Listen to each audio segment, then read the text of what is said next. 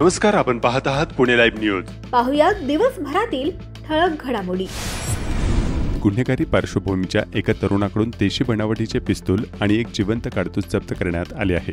ही कारवाई सोमवार दिनांक 22 सप्टेंबर रोजी सायंकाळी आंबेठाण तालुका खेड या ठिकाणी पिंपरी चिंचवड पोलीस आयुक्तालयातील खंडणी विरोधी पथकाने केली. पोलीस कॉन्स्टेबल संदीप गंगावणे यांनी महाळुंगे एमआयडीसी पोलीस ठाण्यात फिर्याद दिली आहे. अविनाश कृष्णा पिटेकर वयवर्ष 19 राहणार राजगुरुनगर तालुका खेड याला अटक करण्यात आली असून त्याच्यासह रॉकी पूर्ण नाव निष्पन्न नाही अशा दोघांच्या विरोधात गुन्हा दाखल करण्यात आला आहे. आरोपी अविनाशने 50,500 रुपये किमतीचे देशी बनावटीचे पिस्तूल आणि एक जिवंत काडतूस कोणत्याही कायदेशीर परवानगीशिवाय रॉकी याच्याकडून विकत घेतले. अविनाश हा पिस्तूल घेऊन आंबेठाण येथे येणार असल्याची माहिती मिळाली असता पोलिसांनी त्याला अटक केली, तर महाळुंगे एमआयडीसी पोलीस अधिक तपास करत आहेत. तडीपार केलेल्या आरोपीने पिस्तूल बाळगून लोकांमध्ये दहशत निर्माण केल्याची घटना चाकण पोलीस ठाण्याच्या हद्दीत रोहकल तालुका खेड येथे घडली. ही घटना सोमवारी 22 सप्टेंबर रोजी सायंकाळी घडली. ओंकार मनोज बिसनारे वयवर्ष 26 राहणार चाकण तालुका खेड आणि प्रणव संजय शिंदे वयवर्ष 21 राहणार चाकण तालुका खेड अशी अटक केलेल्या आरोपींची नावे आहेत. याबाबत पोलीस कॉन्स्टेबल सुनील भागवत यांनी चाकण पोलीस ठाण्यात फिर्याद दिली आहे. ओंकार बिसनारे याने पिस्तूल आणि 2 जिवंत काडतुसे खरेदी केले होते. त्याने हे शस्त्र हातात घेऊन आम्ही इथले भाई आहोत असे ओरडून परिसरात दहशत निर्माण केली. त्यामुळे लोक आणि महिला घाबरून पळून गेल्या.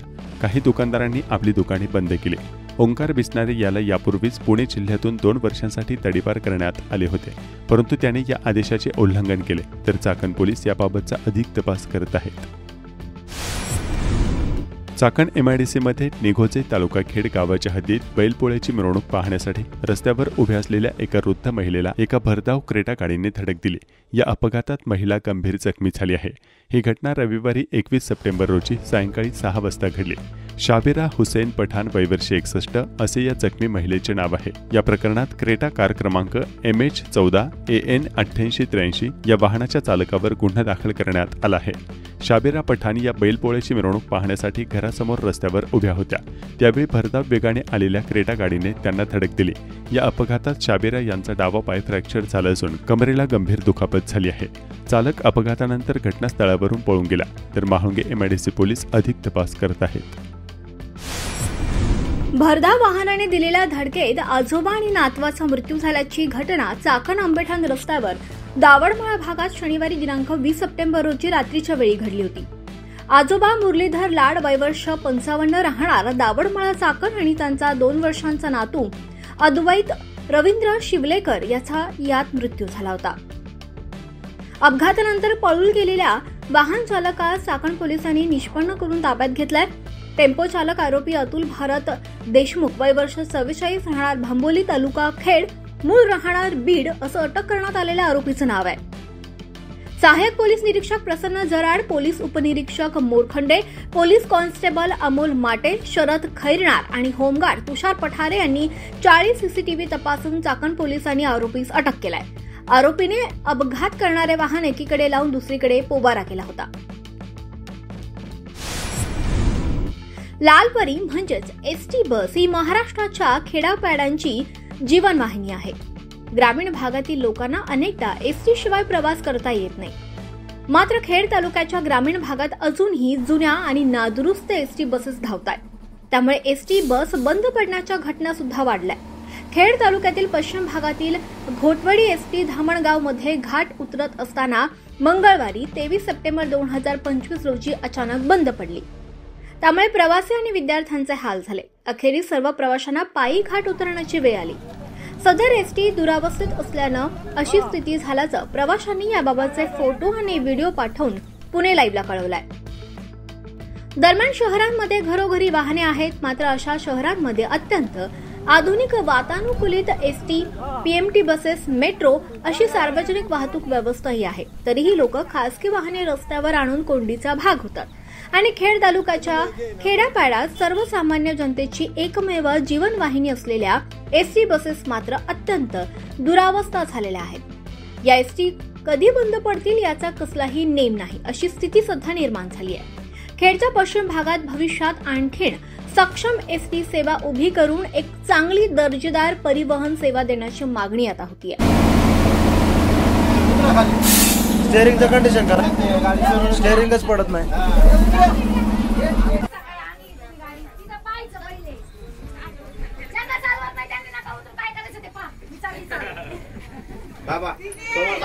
चला जा कॉलेजच्या पुढे घेऊन पाठवून द्या. इलेक्ट्रिक वाहनांची मागणी अनेक कारणांमुळे वाढत आहे, ज्यात पर्यावरणाची चिंता, इंधनाच्या वाढत्या किमती, सरकारी प्रोत्साहन, बॅटरी तंत्रज्ञानातील सुधारणा आणि चार्जिंग स्टेशनचा वाढता प्रसार यांचा समावेश आहे. शासनानं धोरणांद्वारे या क्षेत्राला प्रोत्साहन दिलंय, ज्यामुळे इलेक्ट्रिक मोबिलिटीकडे कल वाढतोय. विशेषतः दुचाकी आणि व्यावसायिक वाहनांच्या बाबतीत इलेक्ट्रिक वाहनांची मागणी आता प्रचंड वाढतीये. मात्र अत्यंत नामांकित कंपन्यांच्या अशा दुचाक्यांमध्ये बिघाड होण्याच्या घटना सुद्धा वाढल्या आहेत. 4 महिन्यांपूर्वी विक्री झालेल्या एका अत्यंत नामांकित कंपनीच्या अशा अनेक इलेक्ट्रिक स्कूटर मधील बॅटरी अवघ्या 4 महिन्यातच निकामी झाल्यात. अशा अनेक दुचाकी सध्या शोरूमकडे धाव घेतात. 15 ते 20 दिवस अशा खराब झालेल्या दुचाक्या उभ्या करून बॅटरी येण्याची वाट पाहण्याची वेळ दुचाकी खरेदीकरांवर आलेली आहे. 3 वर्षांची हमी देण्यात आलेली अशी बॅटरी सदोष असल्याची बाब समोर आली आहे. बॅटरी चार्जिंग केल्यानंतर अवघ्या 5 ते 10 किलोमीटर गेल्यानंतरच 0% ती खाली येत असल्याचं आणि त्यामुळे स्पीड कंट्रोलर मोटार बंद पडण्याच्या तक्रारी नागरिक करतात. 4 महिन्यांपूर्वी विक्री झालेल्या अनेक अशा नामांकित कंपनीच्या दुचाकी मध्येच बंद पडल्याचं चित्र पाहायला मिळत आहे.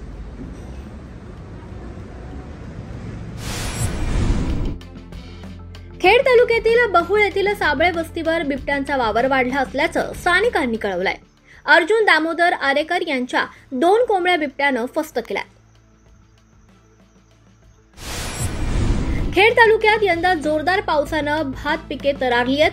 पुणे जिल्ह्यात खेड, मावळ, मुळशी, भोर, वेल्हा, जुन्नर, आंबेगाव ही तालुके भात पिकांची तालुके म्हणून ओळखली जातात. खेड तालुक्यात अनेक शेतकरी विविध वाणाच्या भात लागवडी करतात. यंदाही खेडच्या पश्चिम भागातील अनेक शेतकऱ्यांनी मोठ्या प्रमाणावर इंद्रायणी आणि अन्य वाणाच्या भाताची लागवड केली आहे. खेड तालुक्यातील पश्चिम पट्ट्यातील भात शेती जोमात असल्याचं व्हिडिओ पुणे लाईव्हच्या दर्शकांनी पाठवले. चाकण शिक्रापूर ठिकठिकाणी रस्त्यांवर मोठे खड्डे पडलेत. यामध्ये वाहने अपघातग्रस्त होण्याच्या घटनाही वाढल्यात. अशाच टेम्पो या खड्ड्यांमध्ये मंगळवारी अडकून पडला. अखेर जेसीबीच्या यंत्राच्या मदतीनं हा टेम्पो बाहेर काढण्यात आला.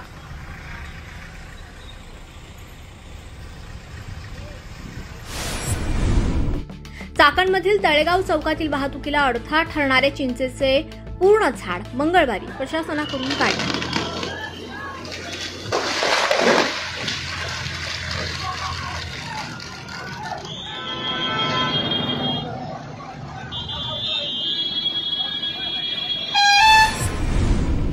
तळेगाव चाकण शिक्रापूर राष्ट्रीय महामार्ग क्रमांक 548D म्हणजेच पूर्वीचा राज्य महामार्ग 55 हा 54 किलोमीटर या मार्गाच्या दुरुस्ती आणि रुंदीकरणासाठी एकूण 59.75 कोटी निधीस मान्यता देण्यात आली असल्याची माहिती सार्वजनिक बांधकाम मंत्री शिवेंद्रसिंह राजे भोसले व खेडचे आमदार बाबाजी काळी यांनी माध्यमांना दिली आहे.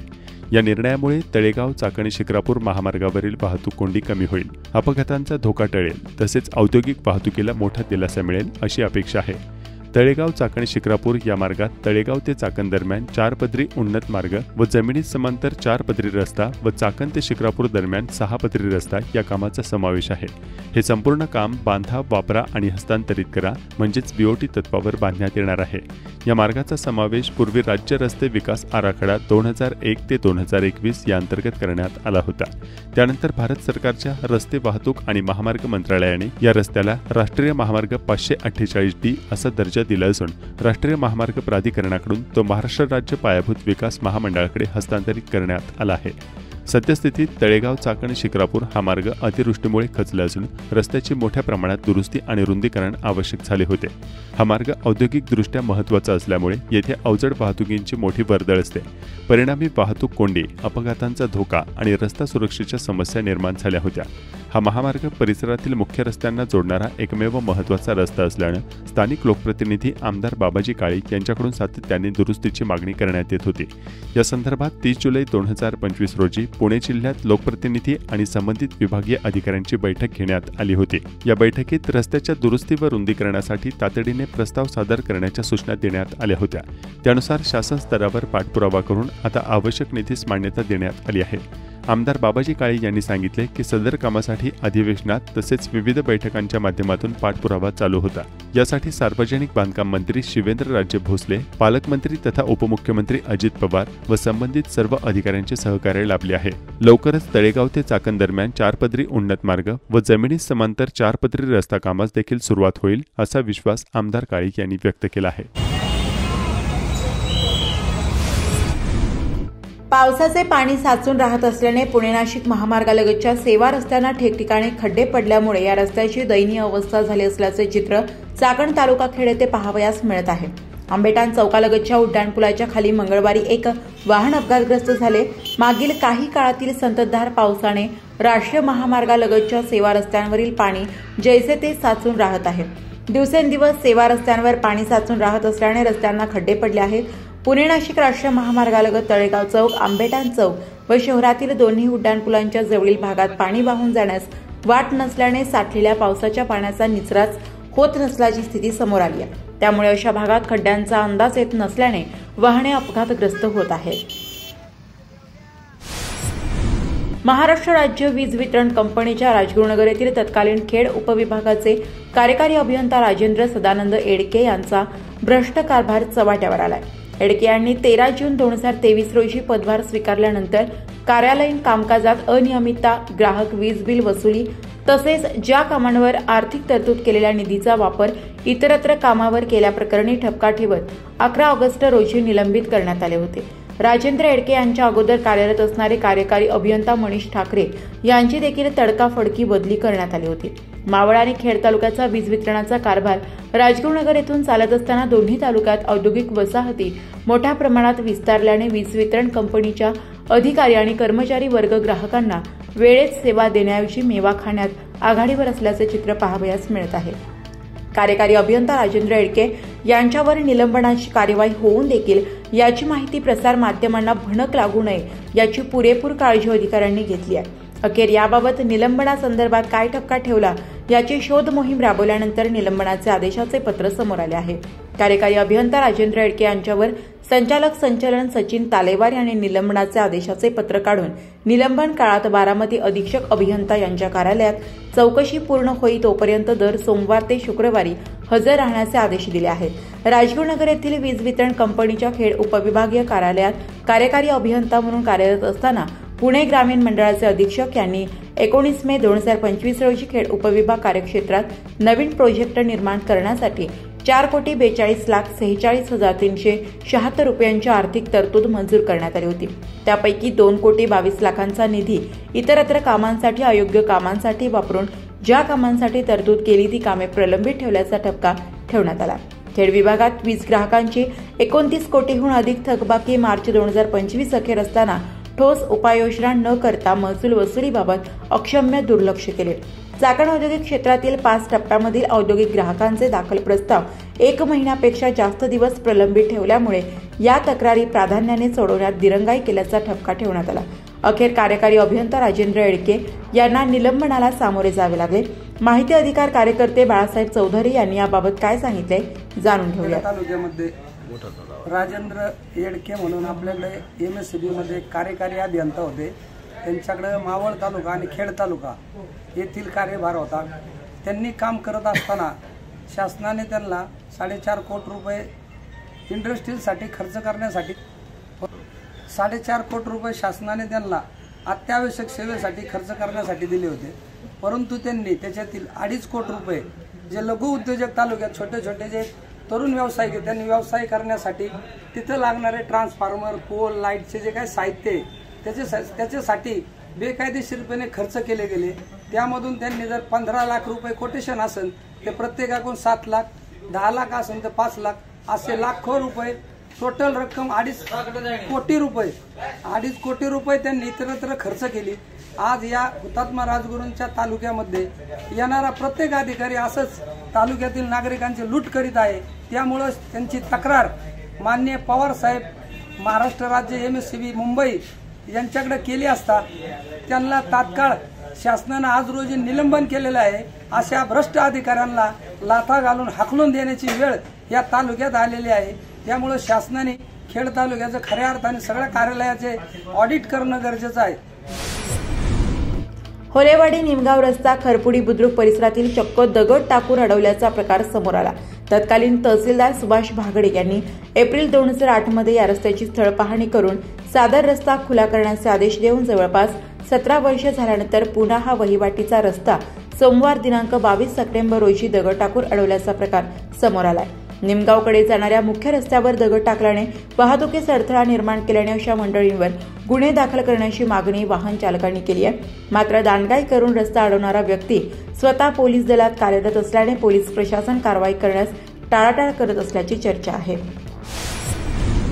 कोयाळी तालुका खेड या गावात आळंदी पोलिसांनी थेट काही जणांच्या किराणा दुकानात येऊन दारू विक्रीच्या नावाखाली ग्रामपंचायतीने केलेल्या ठरावानुसार भर दिवसात झाडाझडती घेतल्याचा प्रकार 2 दिवसापूर्वी समोर आला।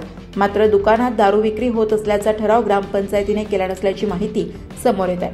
त्यामुळे पोलिसांनी केलेल्या कारवाईवर प्रश्नचिन्ह उभे राहिले आहेत। या भागात काही मंडळींच्या दारू भट्ट्या मोठ्या प्रमाणावर सुरू आहेत। या दारू भट्ट्यांना संरक्षण देणाऱ्यांची पाठराखण पोलीस करत असल्याचा आरोप होत आहे। कोयाळीमध्ये गायरानामध्ये असलेल्या काही मंडळींच्या आश्रयाखाली चाललेली दारू दुकाने दाखवून दिल्यानंतर मोठ्या प्रमाणात दारूचा साठा सापडलाय।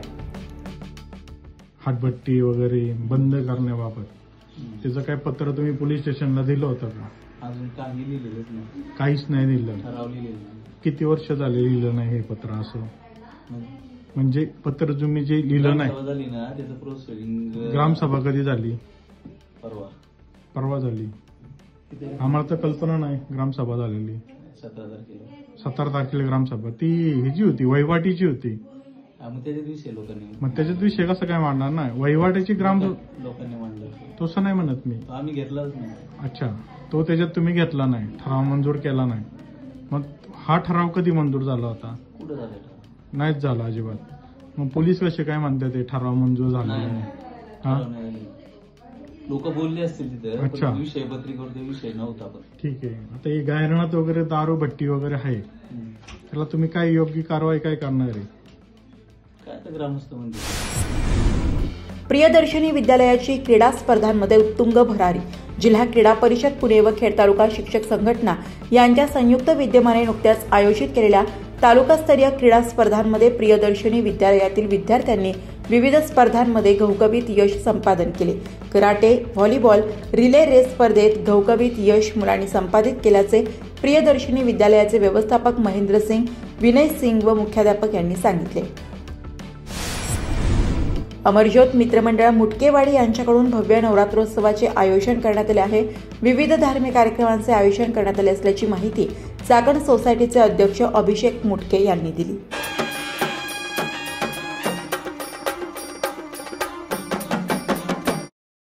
धन्यवाद। आपण पाहत होतात पुणे लाईव्ह न्यूज। भेटूयात उद्याच्या बातमीपत्रात।